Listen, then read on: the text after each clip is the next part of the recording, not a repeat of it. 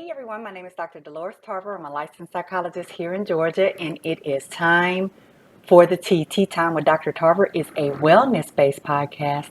It is not intended to be a substitute for a relationship with a licensed mental health provider. We made it to the last week in March, and we are on our last stop in this journey to uncovering the madness that we are experiencing in our lives.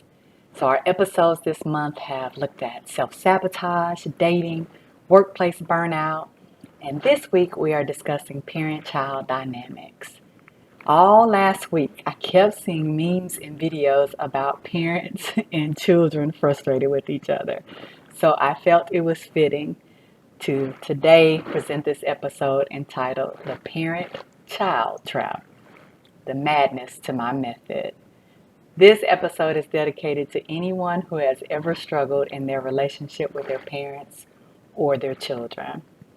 So at some point in your life, you've probably either heard about or watched a remake of a film from 1961 called Parent Trap. The first version I saw was the 1998 version with Lindsay Lohan, who played preteen identical twins. They were separated at birth and each was raised by separate biological parents. So they were plotting at this camp to get their parents back together through a series of essentially hijinks and blocking out any other potential suitors. So as a teen, I thought this movie was really great. But as an adult, I'm looking at it and I'm like, really, this movie was a lot about loss and love, emotional manipulation, and unhealthy communication in this dynamic between these kids and their parents.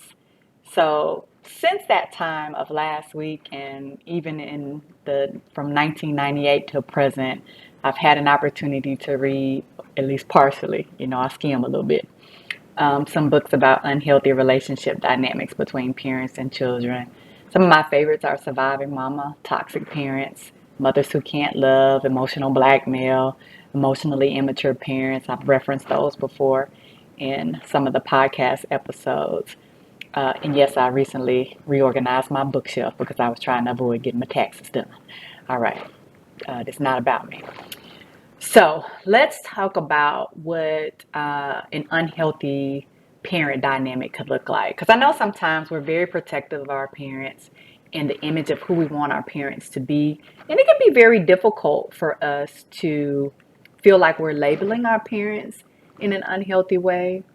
I'll hear my clients frequently say, I don't want you to think my parent is a bad person. We know that people can be capable of behaviors that are unhealthy, and that doesn't mean that they're a bad person. However, they are doing some things to you that are causing you some distress, and it is interfering with you being able to have a relationship with them that can be one that's safe and loving and kind. So some of these signs are any kind of abuse. So whether that's emotional, physical, verbal, financial, and what that could look like is it may be criticism. It may be if you don't do what I say, then I'm going to withhold financial resources from you. It could be physical abuse. It could be withholding of love and hugs. It could be when you upset me, then I stonewall. I won't talk to you. I won't acknowledge you. Give you that silent treatment. It could end up being that this parent is very self-absorbed and self-focused. And so they're choosing themselves no matter the cost. And let me be very clear. There's a difference between being having good self-care and being selfish and self-focused. And so what that could look like is addictions, right? So I'm choosing these substances over you, which are causing me to neglect you, which are resulting in you not having food, which is resulting in us moving around a lot and you not having stability in a home. It could look like me choosing partners over you. And so I'm spending my time trying to please and appease this person who could be abusive to you, but also who could not prioritize you and see you as value. They could see you as a hindrance and in the way, which means I may send you off so that I can be with this person. It can be blaming the child. So I'm sending you off because you're a bad kid. You're causing problems between me and my partner. you're interfering. I can't have anything because of you. I had dreams too, and you've interfered with those dreams. And of course, what that feels like is very manipulative. Like love is conditional. And so, in order for me to be able to have a relationship with you, I have to give up an aspect of myself. It may be that I give up boundaries because you don't respect them. It may be that I give up the dreams that I have for myself and the things I want to do because you want me to pursue something else. It may be that I'm doing things that feel uncomfortable to me, that feel to me as if they are maybe dishonest. Maybe you have me out lying, trying to get things from people, using other people. That may not feel good to me. You may have exploited me. So there's that sexual abuse piece where you have paid for things using my body. You have tried to gain access and get resources, and you say it's my responsibility to help you, and so I have to do these things. And so I feel like I don't have a choice. When we talk about unmet basic needs, in addition to food, shelter, clothing, you may have deprived me of an education because we've been moving around so much. I haven't been enrolled in school, or maybe you don't get up to make sure that I get to school. I don't have transportation to get to school. I mean, it may look like that you didn't teach me healthy boundaries. And so there are a lot of things that are going on in my life that I've normalized that aren't actually healthy, but I don't know they're not healthy because it's all I've ever known. You've had drugs around me. You've had people around me. There's been sex around me since I've been a kid. I've been hearing things that weren't age appropriate. I've been doing things that weren't age appropriate. I may have been taking care of you and your addiction, and I'm making sure that siblings have what they need. And so I didn't get a chance to actually be a kid because I got parentified so early, having to take care of myself. It can also look like a helicopter or very controlling parent. So they're over involved and actually desire to have their child dependent on them, that their child is responsible for being their partner. And so I don't want you to leave. You can't leave me. What would I do if you left me? I would be alone. It could be somebody who dictates all your decisions. You don't feel like you can make a decision without them. You don't feel comfortable and capable of doing anything without their permission or their consent. It can be not feeling loved, not receiving compassion, not being respected. It can look like these chaotic environments. And so you're causing rivalries between me and my siblings. There's constantly conflict in here.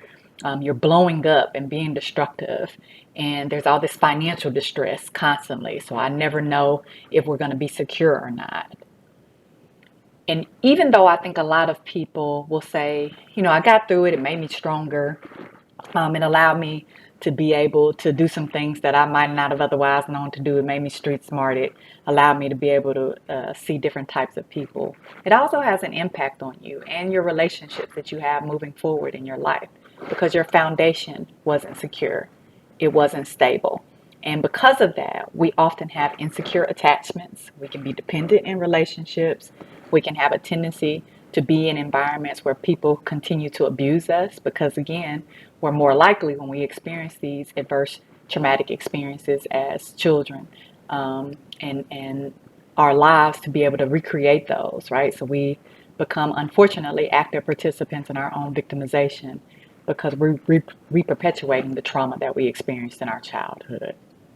On the other side of that, there are unhealthy, manipulative, or abusive children.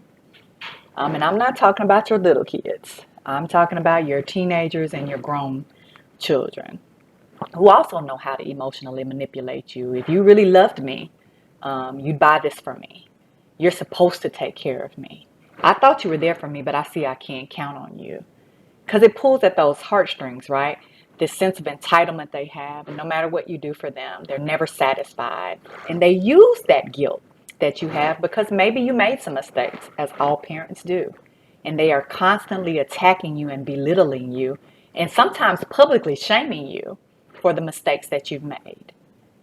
And they use fear to get you to give in to their demands. Well, I need money, so if you don't give me money, guess I'll have to get it elsewhere, implying that they may do something that's dangerous. They may sell their bodies for sex. They may sell drugs. They may go steal if you don't give it to them. Or they use hope, like, hey, I need some money for some gas money for a job interview. Knowing good and well they're not going to spend that money on gas. And they definitely are not going to an interview. Sometimes our children are dependent on us for them literally to do everything. And so they want to be at home. They don't learn to drive. They don't make any decisions by themselves. They're not able to maintain employment. They're not doing anything, bad, as we would say. I know we use that word. It's not really a descriptive word in the sense of what's going on. But no, they're not selling drugs. No, they're not engaged in violence. Um, no, they're not out here running your credit card up.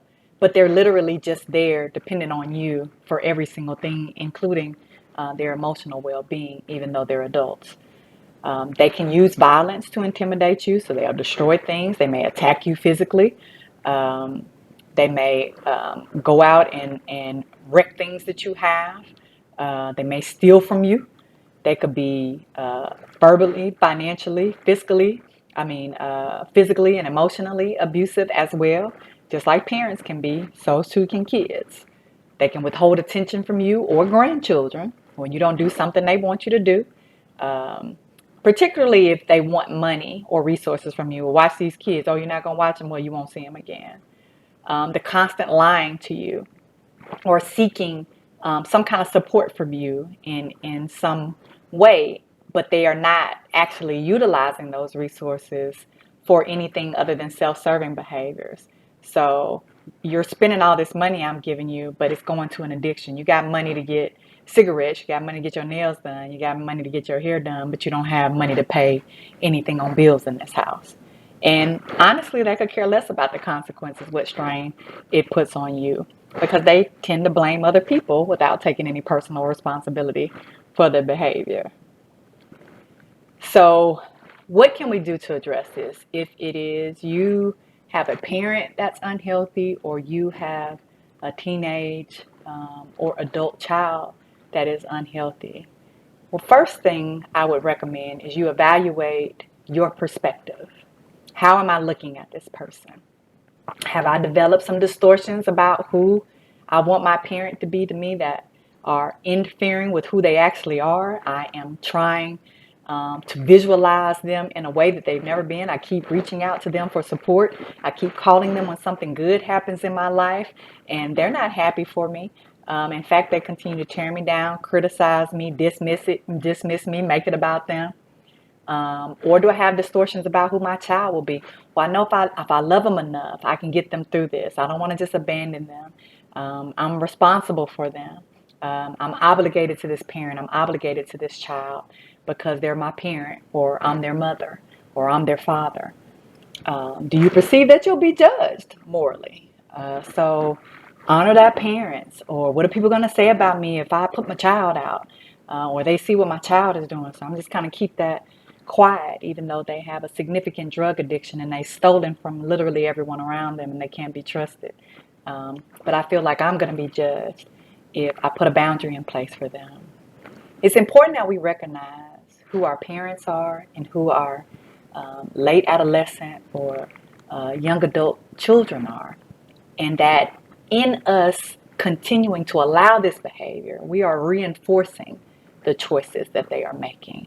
We are saying to them, it is okay for you to continue to treat me in these very unhealthy ways, because people treat us however we allow them to treat us.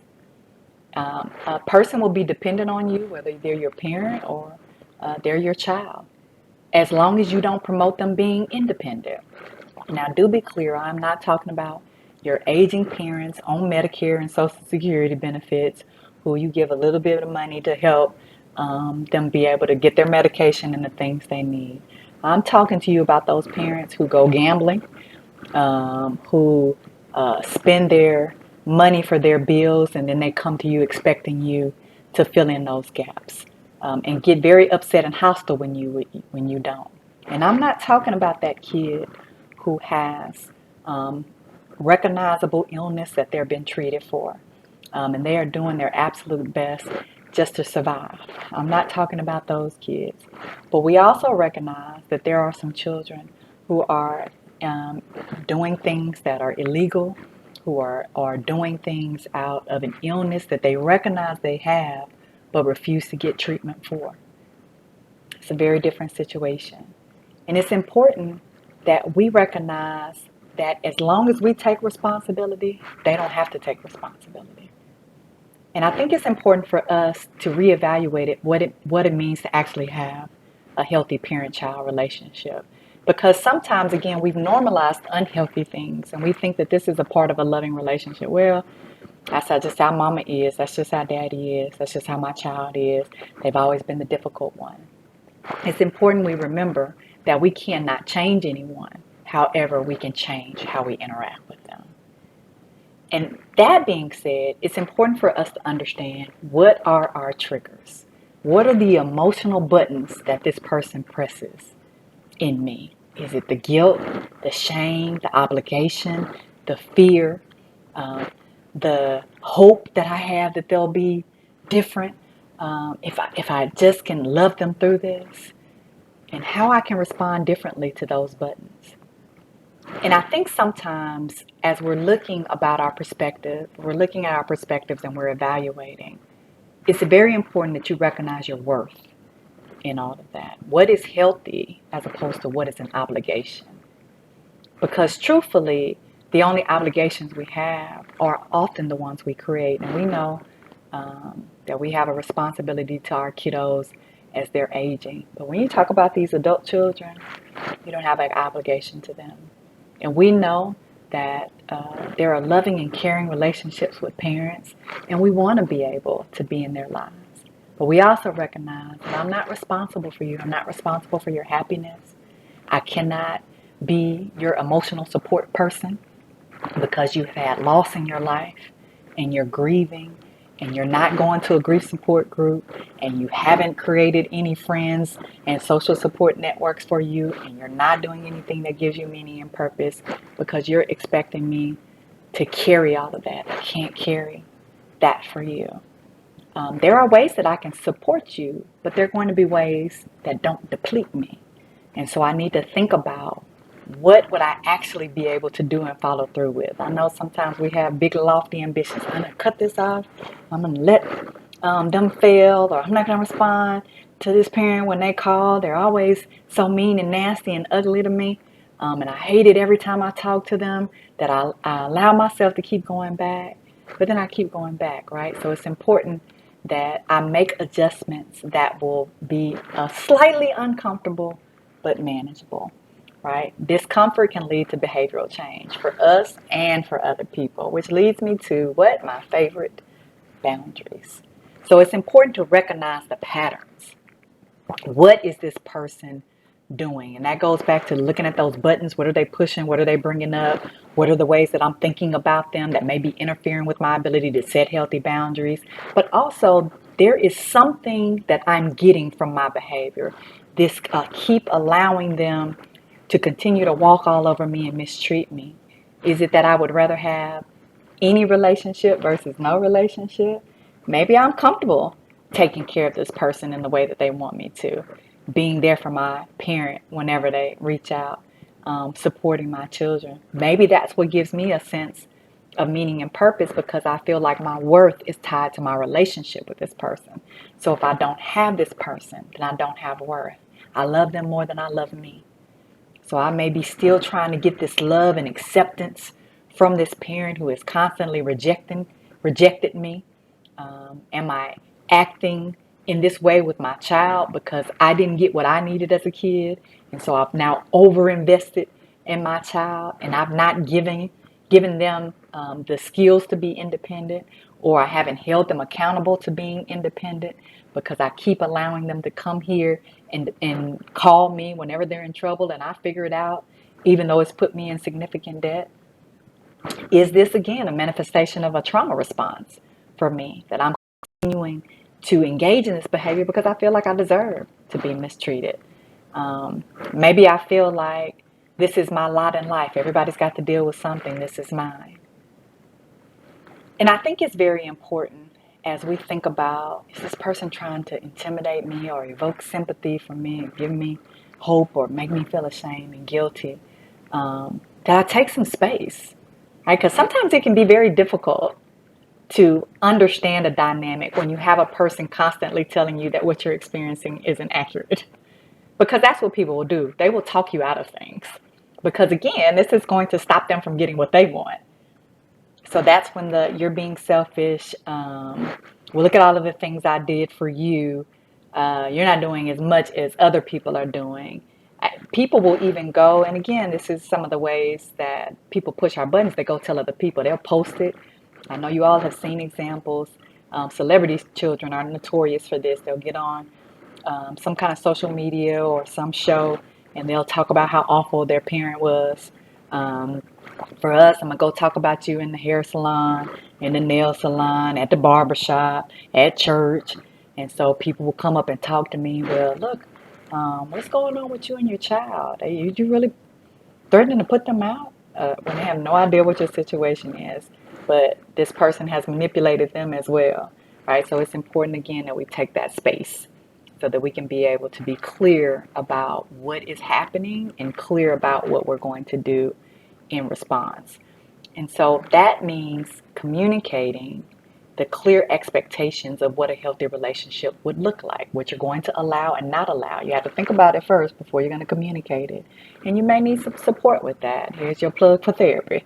So you may need to talk to someone who is not biased, who will help you be able to walk through this. And you start small and work your way up. I may not be able to put this child out right away. I may not be there yet, but what I can do is give them a contract of their expectations while they're here. Hey, you're going to get a job. You have until this date to get one. If you don't get a job by this date, here's going to be your consequence. Do recognize a person can refuse. And after all, most of the time, people are constantly pushing your boundaries when they're unhealthy anyway. So are we really going to be surprised if they refuse or they do what you said in the contract for a little while and they start sliding back into old patterns? That's going to be a part of it, which is why it's important to make those boundaries clear and be consistent and follow through on whatever those consequences are going to be. And that's why it's important for you to trust yourself, that you made the best decision that you could make in the moment. And that's how you're able to address that guilt. This person is responsible for their own behavior. They are making choices about how they're moving forward. And I'm not responsible for those choices or those consequences. Now, I will tell you that as you try to create healthy boundaries with people, sometimes you're going to have to leave. Or you're going to have to ask them to leave. So be prepared. There may be some leaving and some grieving. Because when you say enough is enough, then people are going to respond in various ways. If they're violent, they're going to get more violent. If they're emotionally manipulative, that's what they're going to do. If they withhold things from you, that's what because their response is going to be consistent. Right? So even though you have had a hard time being consistent in your boundaries with them, they don't have any problems being consistent in their mistreatment of you. Do know that you can love and support from a distance. You know, you don't have to be your child's ATM, your parents' ATM. You don't have to be their hotel, their car, their restaurant, their gas station, or their beauty service. It's important that you empower your child or your parent. Hey, you can problem solve before you reach out to me. In fact, that's what I'm going to do. This might be one of your small steps. What did you think about before you called me? What have you tried before you called me? Okay, well, you think about some things and call me back. I'll talk to you tomorrow.